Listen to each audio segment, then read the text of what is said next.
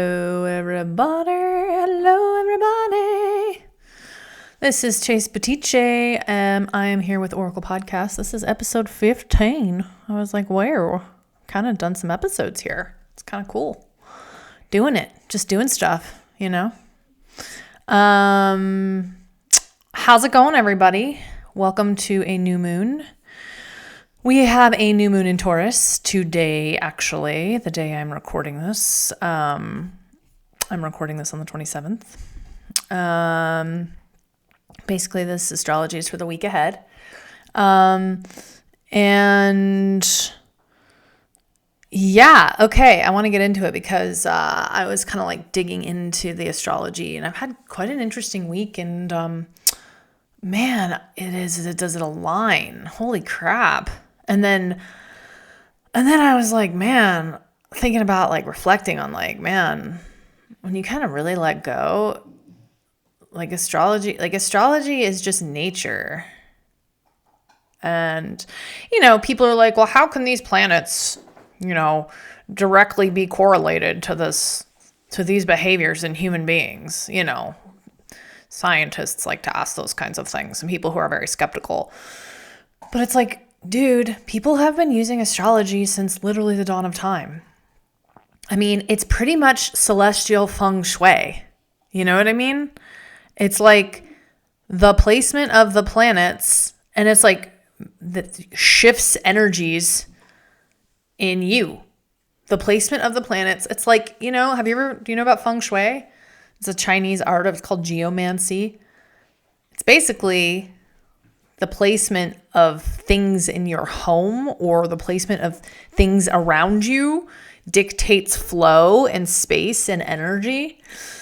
And I mean, I don't like abide by the craziness of like, you can't have your bed facing this way and you can't have this, like that. To me, that's like whatever. Like, and that's the thing. It's like, you don't have to listen to what people are saying. It's just trying to be as much in harmony as you can with the elements, and with, it's really all comes down to the flow. It's like, there is a flow of energy. It's like if like the sun, it's like if like the wind is blowing through a tunnel and you put an object in the middle of that tunnel, there's gonna be energies that shift, right? Because there's a giant object in the middle of that tunnel. And so it really has a lot to do with the energetics of movement and placement of planets in relation to each other. And, you know, I don't know how the planets over time became so attributed to certain energies, but it seems that it's a collective diagnosis across all of the earth that these planets contain these certain energetics. You know, there's Western astrology and there's Eastern astrology, yet the planets in Western and Eastern both represent the same thing. The charts are done a little bit differently, or the measurement, but it's interesting that the archetypes of the planets are the exact same. And I mean, India is one of the oldest civilizations on the planet. And I mean, even if you go before India, it's like somehow we all agreed that these planets contain somehow the codes of these archetypal energies that we feel as human beings. And it's pretty cool. It's pretty exciting. It's pretty interesting. And it just continues as I get deeper and deeper into astrology. It continues to get more and more wild. With what I'm noticing and what I'm seeing and what is coming up. So, yeah. So my point was, though, like, you know, what's interesting is like, as an astrologer, because I am really somebody who's very like natural.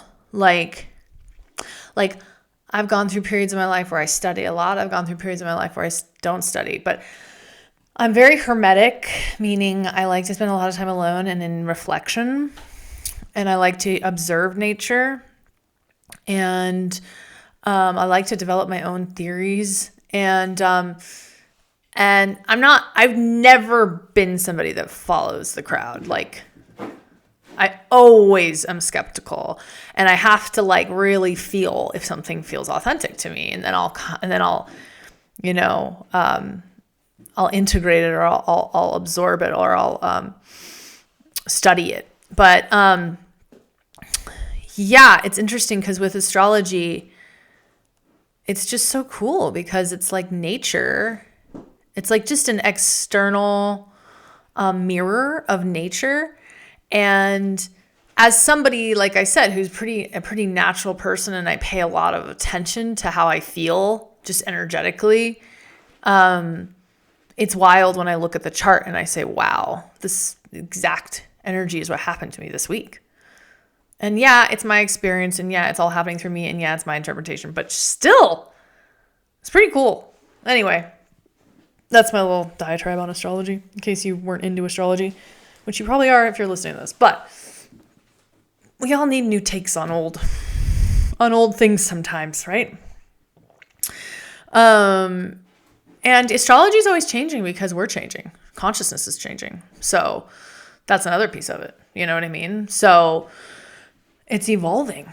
Like, for instance, another example is like, for instance, like the planet Uranus. For some reason, I always think about Uranus when it was discovered, because Uranus was discovered during the French Revolution, and it contains the seed and the frequency of that energy inside of it. And it's interesting because it's like, astrology is like the macrocosm of of human consciousness.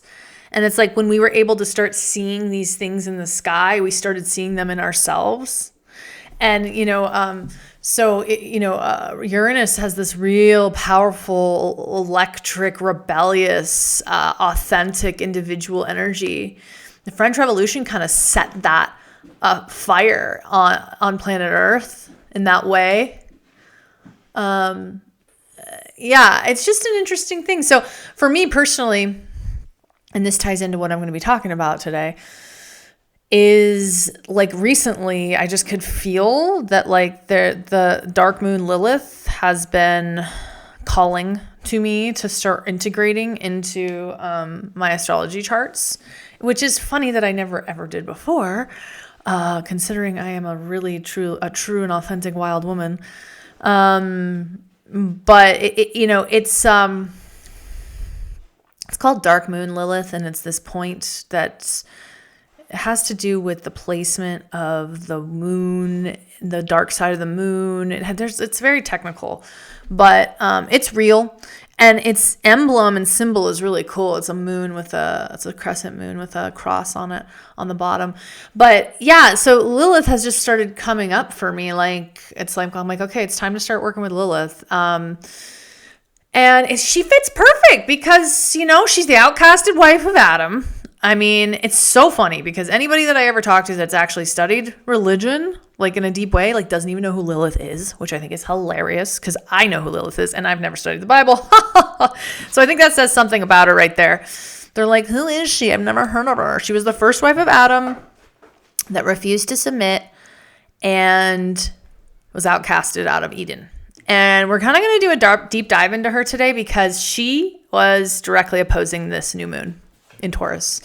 And she has been kind of coming on the scene right now because this last week we were in a major, and she's currently in a T-square between Pluto, Mars, and Lilith. And then she did it for this new moon, she was opposing the moon. I mean, that's so a new moon is a sun and moon activation, right? They're the sun and moon conjunction, meaning they're together. That's why we can't see the moon. So there's no light of the sun. They're conjunct.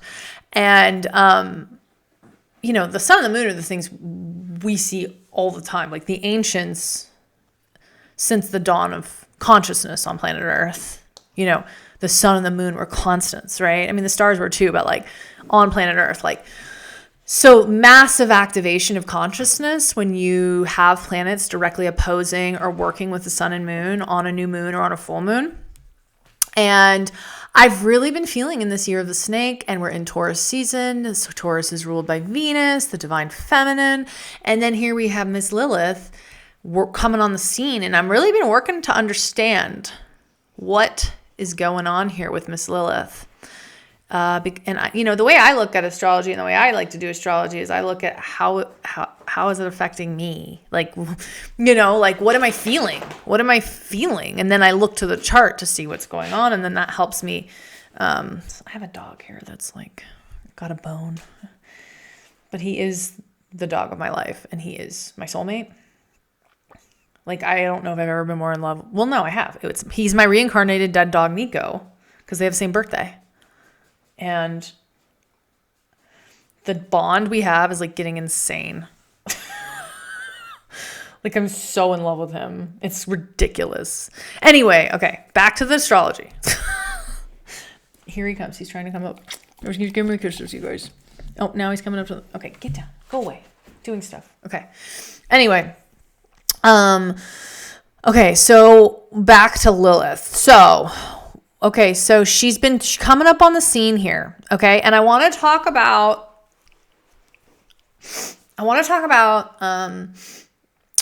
what she represents. And then I'm going to kind of tie it into the astrological moment that we're in, because, last week, and I'm still kind of feeling this a little bit, I've just been really going inward, like massively. Really going inward to recalibrate these energies inside of me and to get really, really clear and stable and work with spirit. Because there's a true authentic emergence happening right now, and there's a pressure buildup. So we have in the current astrology, we have the sun and moon in this new moon opposing Lilith, and then we have Pluto opposing Mars. And all of those are creating a T-square. They're creating it's called a fixed grand cross, and it's arguably the toughest aspect in astrology to deal with. Because what it is that it's a tension aspect. So basically, the astrology is the giant circle. It's a giant square inside of the circle, which represents tension aspects. And it's all in fixed signs. So in astrology, there's cardinal, which starts the season out, fixed, which is the middle of the season, and mutable, which is the end of the season. And each fixed, cardinal, fixed, mutable, they all have different characteristics. But fixed is fixed signs are known to be stubborn. They're known to be fixed. They have a hard time changing. They have a hard time moving. They have a hard time changing their mind. They're great for stabilizing energy and being, rooted. But when we have a fixed grand cross like this, man, what's going on is there is energy that it's coming out. Like, you can't suppress it, but it's getting charged, because fixed energy is very hardy. It digs its heels in, fixed energy. And it's got kind of the meat. It's the meat of the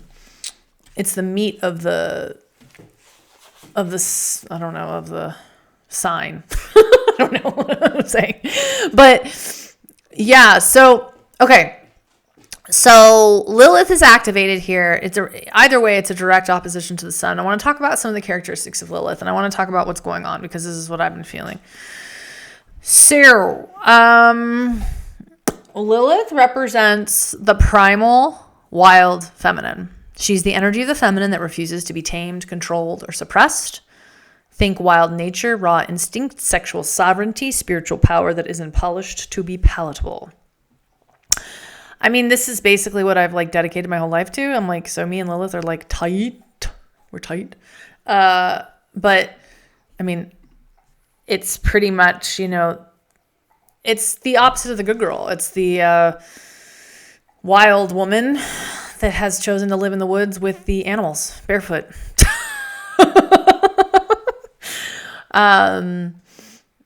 It's also the woman that's very connected to nature and disconnected from a lot of the human doings.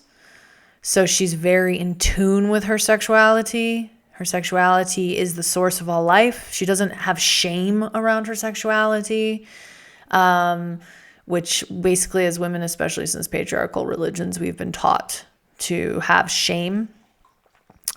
Thank you, Judaism. Thank you, Christianity. And thank you, Islam. Thank you. No shade if you're religious, but I'm just saying. So it's, really being in tune with your desire and that instinct to create, that wild, powerful, creative instinct that is very much aligned with Mother Earth and nature. Another piece of Lilith is rebellion against oppression. Lilith is the figure who, according to the legend, refused to be subordinate to Adam in the Garden of Eden. So this point in the chart is where you can reject being dominated, and also where you may carry wounds, rage, or deep power connected to being cast out or othered. I mean, that's been a big story in my life too. I mean, this is the wild witch archetype. And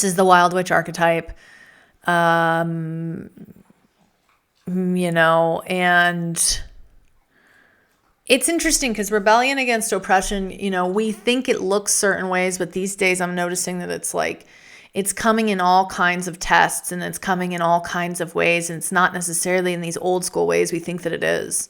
That's just another thing I've noticed as my consciousness is shifting so massively these days, is that the tests come in forms that you wouldn't necessarily expect. And that's when they're real tests.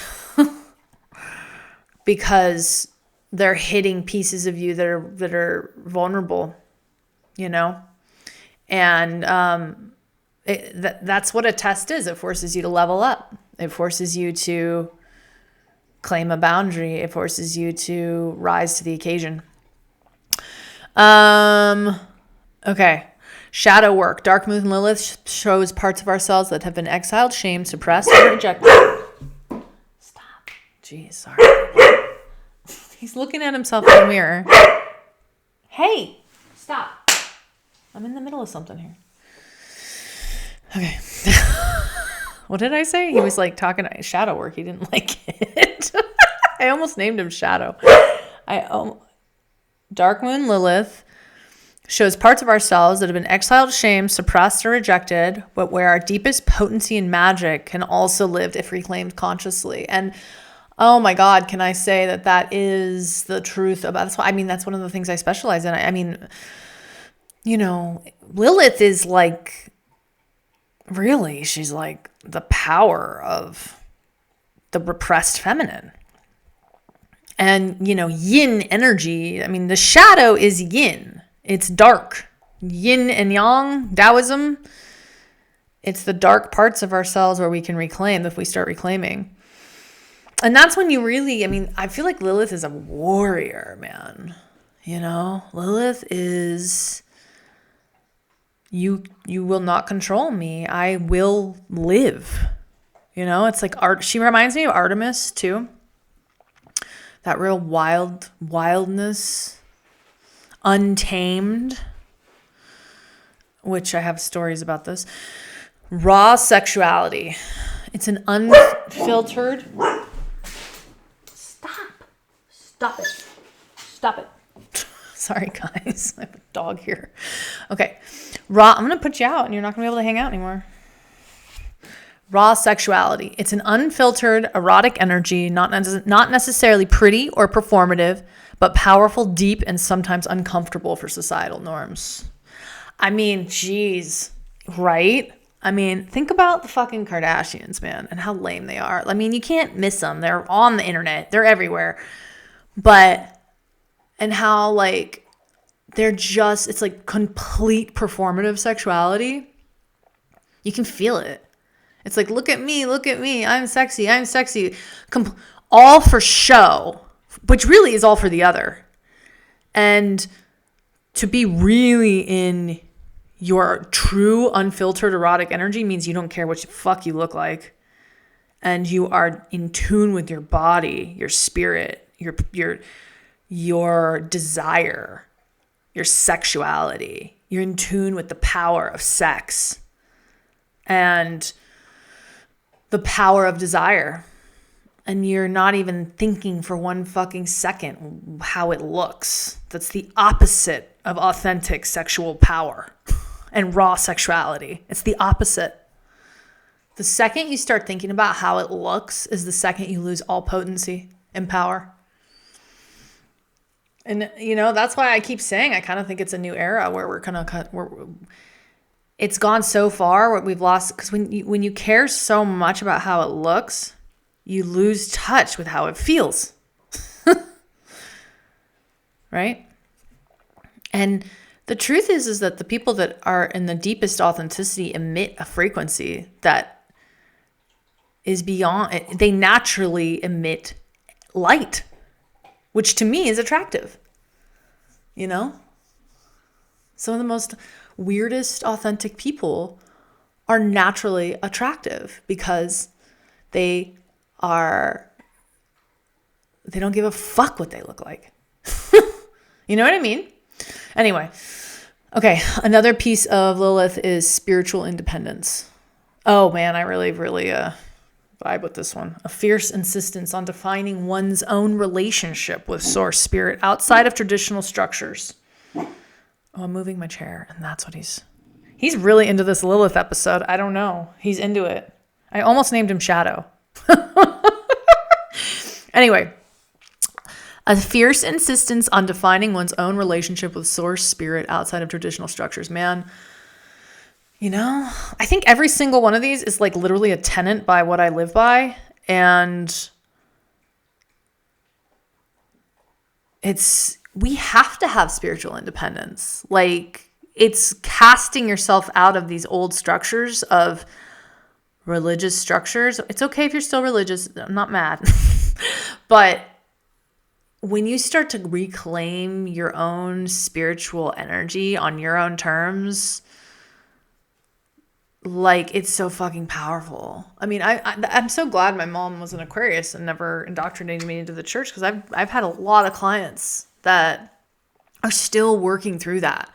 It takes years and years and years and years to undo that conditioning. I mean, it's drilled into you that you're evil if you have pleasure. You're evil if you're desirous. It's basically, you're evil if you are any of these things that Lilith represents. Which it's all of her stuff is authentic, right? It's nature. That's nature. Okay, so she is part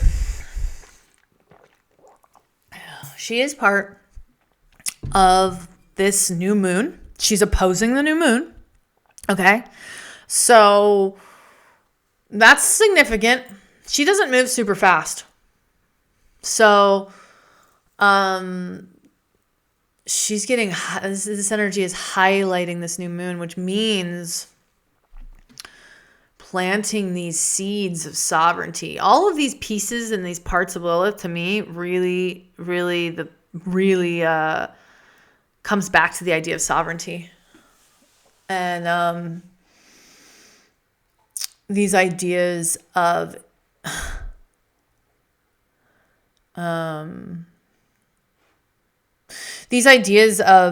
not being dominated. It's so funny. I've been working with horses lately, and inspired by my friend Ren, who's got this incredible healing horse sanctuary called Hawk and Horse here in town.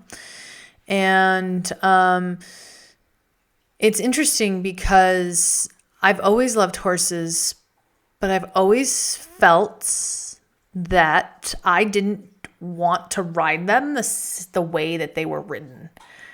And I didn't want to have a relationship with them the way that we're taught to have relationships. Like, man and horse has been this, like, it's just been a campaign through time and space of domination and of dominating this animal. I mean, I still, I still look at horses all the time to potentially buy, and then the main thing they say is like, this horse is broke. It's broke. We broke the horse. And it's just like, wow, what a fucked up way to describe what you've done to this animal to make them behave and let you ride their back. You've literally broken them. That to me is kind of tragic, but it also, to me, the relationship to animals, sentient being, horses, is so related to the feminine and the wild feminine. And even the ways that the traditional horsemanship has been done is like, I still have issues with it. I still struggle with it. I don't want to force an animal to do something it doesn't want to do, especially if I'm on his back. You know what I mean? Like, I respect them. And there's this incredible woman, her name's Linda Kohanov. She wrote a book called The Tao of Equus, and this book is groundbreaking. She wrote it in the 90s, and I've been reading it, and it feels so in line with how I feel about horses, which is that basically, like, you're supposed to have a dance with them. Like, you're supposed to listen to them and respect them and get into a vibration and spend time with them, get to know them, build a relationship. Not just this, you're a tool for me and you will do as I say, which is pretty much how all horses are treated. I mean, not all, but a lot, right? And I feel like this is really how it's this, this coming back to Lilith. It's this wild energy, and also this idea of not being dominated, not being oppressed, and really honoring life, being in tune with nature, and not being domesticated. And so I'm actually going on this whole quest. I'm like looking for a horse right now. I'm going to buy a horse, and I am going to learn this new way. I spent time with horses when I was younger, and now I'm taking lessons, but I'm going to really come at it from this new way of like not dominating. And this is not done very much even now. But I can feel the consciousness on planet Earth. Like, the animals are ready to tell us what's up and to help us in this ascension process that we're going through to reconnect and recalibrate and rebalance, because we've lost our way here on planet Earth. And if we need to become more in tune with nature, that means becoming more in tune with ourselves, but they are our teachers. And it's starting to have a reverence. And it's funny, I rented this silly movie last night called Bad Girl. Oh my God, it was like one of my favorite movies from the 90s. I love the 90s. But it's got Drew Barrymore and Madeline Stowe. It's got like Mary Stuart Maston. No.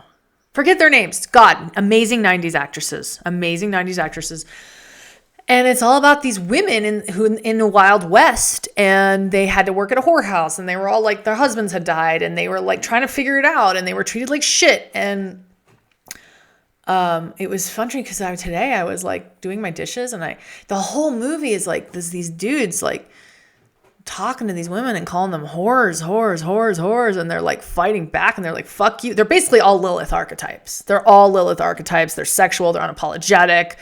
They're fierce. They ride their horses like the Dickens, But I was thinking about today. I was putting the dishes away, and I was thinking horse, and I was just like thinking about that connection and the feminine, what's been done to the feminine over eons, of literally having no rights. And that whole idea, and even in the movie, they're like, oh, we're going to break this. I'm going to break her down like a whore.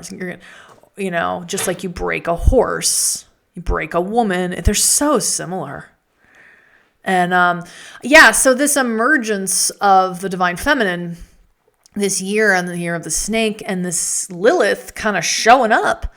I don't know, man. I think there's something here that it's time for us to learn and to start to really step into, which has a lot to do with reclaiming unapologetic feminine power.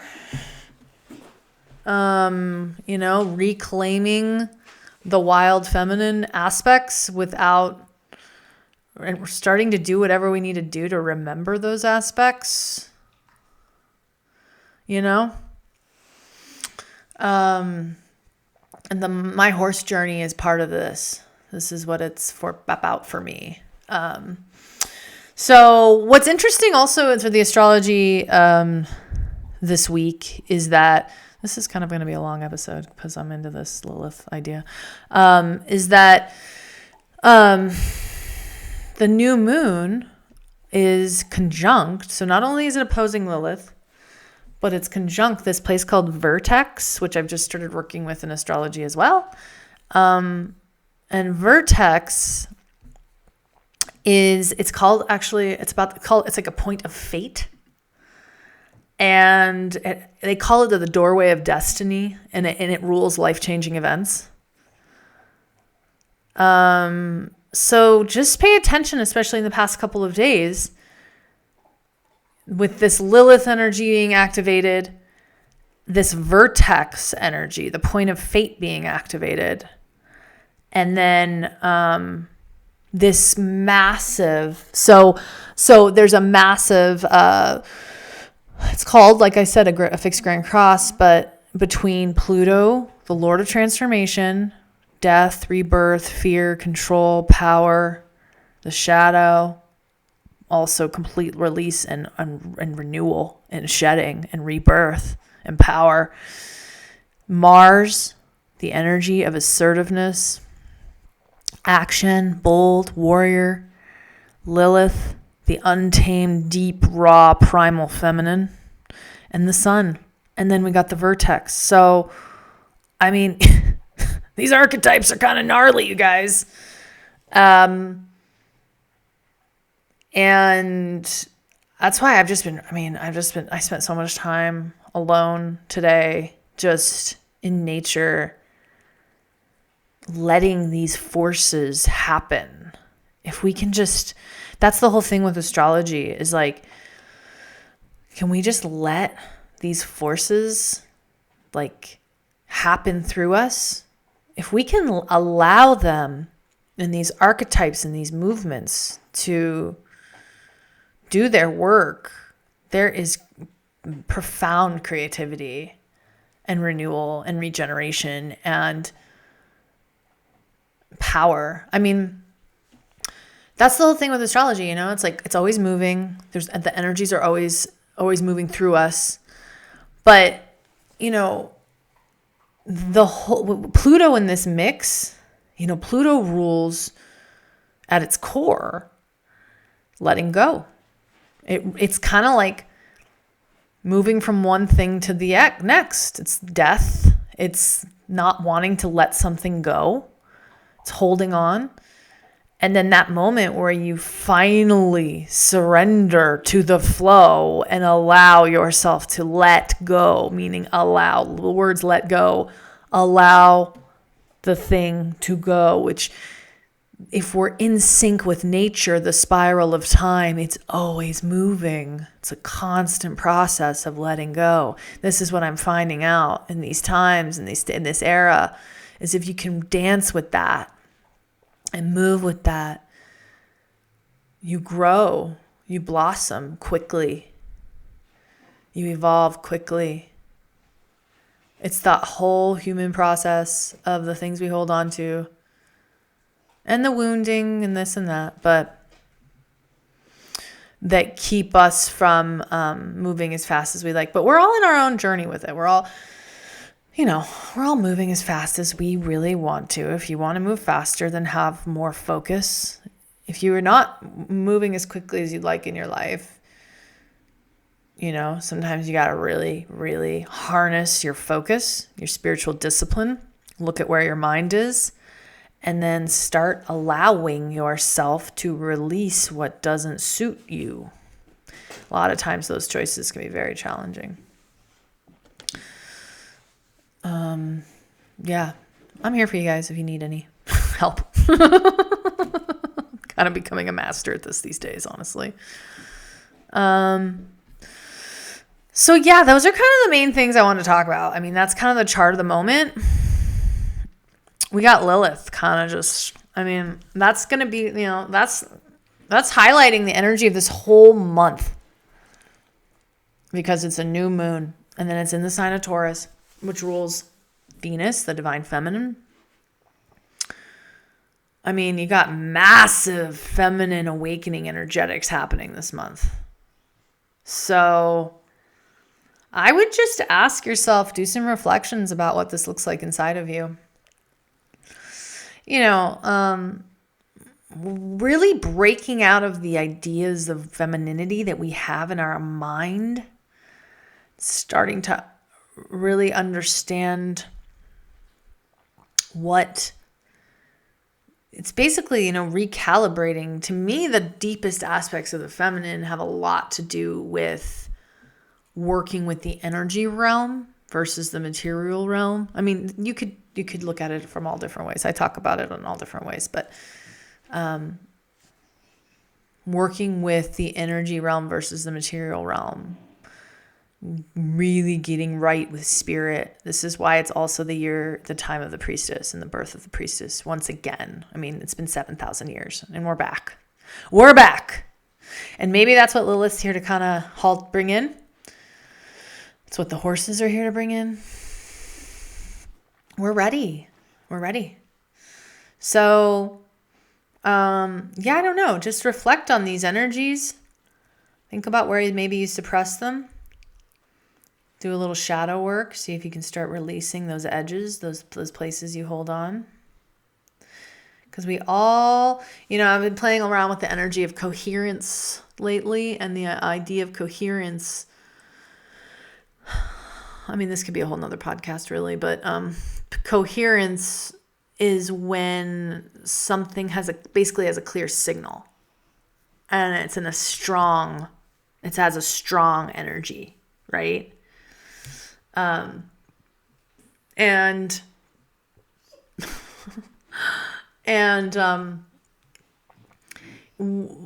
of the things I've been really thinking about these days is that we're very fragmented. And that can look in many different ways. We get fragmented by our phones. We get fragmented by distractions. We also get fragmented by codependent dynamics, not wanting to disappoint others. It's when our internal self is not fully matching our external actions. That's fragmentation. That's lacking coherence. And then that's when you kind of lack a strong signal. And honestly, strong signal is like power, right? So this idea of coherence, I've just been thinking about it because, I'm really, these days, I'm just dedicating my life to like really getting messages from spirit and helping to purvey and release and channel those messages, not in any kind of boasting way, in just an authentic way through my own life. And I've noticed that when I'm not coherent, when I'm less coherent, I don't have as much clarity and I'm not as strong. And it's the same thing that goes through my whole life too. Coherence, meaning the internal, meaning like the strength of the signal. So the internal self, expressing it externally, allowing for space, employing focus, not allowing for distractions, I think that that's a huge piece in our world to start leveling up. So anyway, I could talk about that for a long time, but those are my thoughts on coherence. Anyway, I love you guys. This one's a little long today. I love you guys and have a wonderful week. Okay, talk to you later.